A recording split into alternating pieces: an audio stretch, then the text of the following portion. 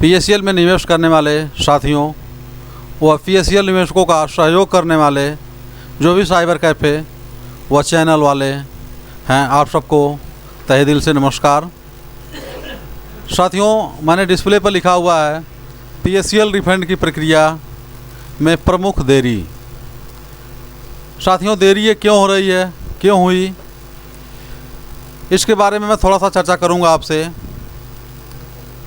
और मैं बताऊंगा कि जिन लोगों ने जनवरी 2018 से लेकर के अक्टूबर 2018 तक जो 2500 रुपये वाला रिफ़ंड वाला था मामला था, सबको पैसा क्यों नहीं मिला। अगर उसमें संशोधन का दोबारा ऑप्शन नहीं दिया गया तो इस बार जो आवेदन हो रहा है, क्या सबको संशोधन का ऑप्शन दिया जाएगा। साथियों, कहना तो बहुत सारी चीज़ें हैं, लेकिन देखिए यहाँ पर एक पहली लाइन में पहले लिखा हुआ है पीएससीएल रिफंड का पहला दौर अंत में जनवरी 2018 से शुरू हुआ और सभी निवेशकों ने मूल राशि के साथ रुपया के लिए आवेदन किया। अक्टूबर 2018 तक 2500 रुपये वापस कर दिए गए। ये सेबी का कहना है कि जिन लोगों ने अक्टूबर 2018 तक पैसा रिफ़ंड के लिए अप्लाई किया हुआ था, सबका पैसा वापस कर दिया गया। लेकिन मेरे जानकारी में बहुत सारे लोगों का पैसा अभी तक रिफ़ंड नहीं किया गया है। उनके डॉक्यूमेंट में क्या कमी थी, इसको बताया भी नहीं किया और चेक करने पर चेक भी नहीं हो रहा है। और फिर से अगर हम दोबारा उसको रीलोड कर रहे हैं इस समय अगर, तो आसानी से वह रीलोड भी हो जा रहा है। यानी साथियों, अगर पैसा दे दिया गया है तो 2500 रुपया वाला फार्म दोबारा ऑनलाइन क्यों हो जा रहा है। कमियां क्या सॉफ्टवेयर में कमी है कि हमारे में कमी है, या मैंने जो आवेदन पहली बार किया हुआ था 2500 रुपये वाला, उस आवेदन में कोई त्रुटि आ गई, कोई कमी आ गई, उसकी जानकारी भी हम लोगों को नहीं मिली। देखिए साथियों, सबसे इसके बाद आगे जो लिखा हुआ है मैं आपको बता दे रहा हूँ।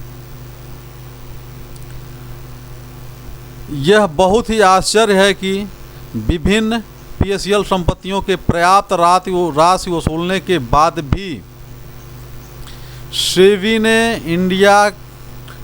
इंडिया ने केवल कुछ ही दावेदारों का पैसा वापस किया।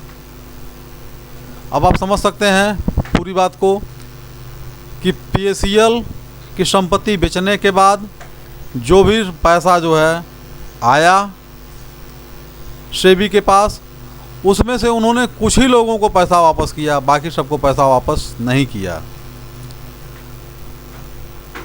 तो साथियों, आप समझ सकते हैं कि परेशानी कितनी बड़ी है। आगे देखिए, बाकी निवेशकों में नाराज़गी थी और उन्होंने रिफंड प्रक्रिया में देरी के लिए सरकार से सेबी की समान आलोचना की। मतलब साथियों, जो भी निवेशक थे, जो भी हमारे संस्थाओं के एनजीओ के अगुवा थे, उन्होंने सरकार की सेबी के समान आलोचना की कि जैसे सरकार आती है चली जाती है, वैसे सेबी जो है अभी है, कल को कोई अधिकारी चेंज हो जाएगा, दूसरा कोई अधिकारी आएगा, फिर वो कहेगा काम नए सिरे से हो। इन सारी चीज़ों का आलोचना किया गया और बड़े पैमाने पर जो है सभी लोगों ने निष्कर्ष लिया। आप यहाँ पढ़ सकते हैं, सरकार की ओर से सेबी ने बैकफुट पर देखते हुए श्रेष्ठ निवेशकों की एक आम सहमति पर पहुँचे कि वह लोकसभा का चुनाव 2019 में मतदान नहीं करेंगे और पहले भुगतान फिर मतदान। साथियों, हुआ ऐसा ही, जोर शोर से चर्चा में लाया गया चीज़ें कि पहले भुगतान फिर मतदान।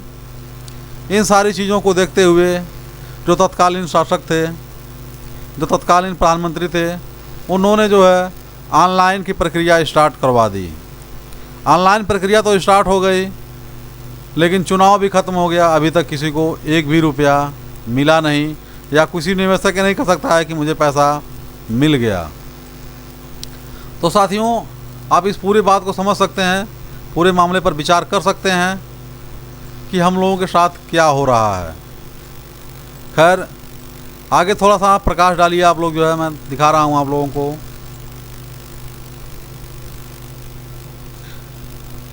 यह सरकार के लिए एक सदमे से लहर के रूप में आया कि उन्हें सेबी इंडिया द्वारा शेष निवेशकों को जल्द से जल्द आराम करने का आदेश दिया जाएगा।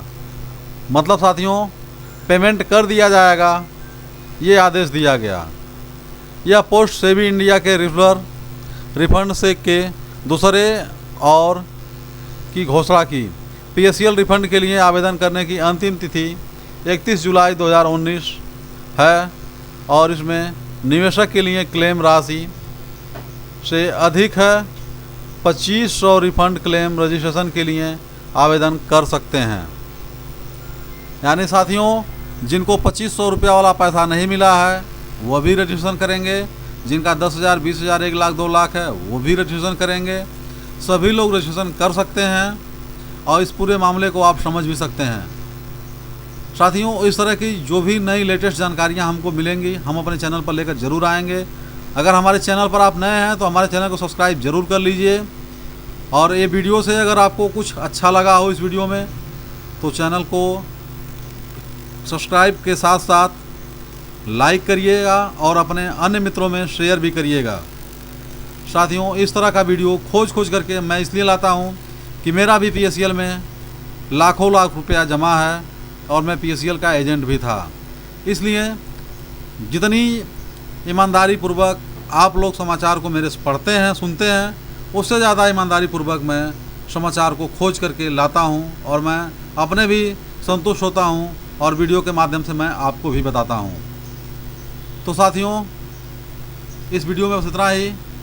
लाइक करना, शेयर करना और चैनल को सब्सक्राइब करना मत भूलिएगा। साथियों नमस्कार।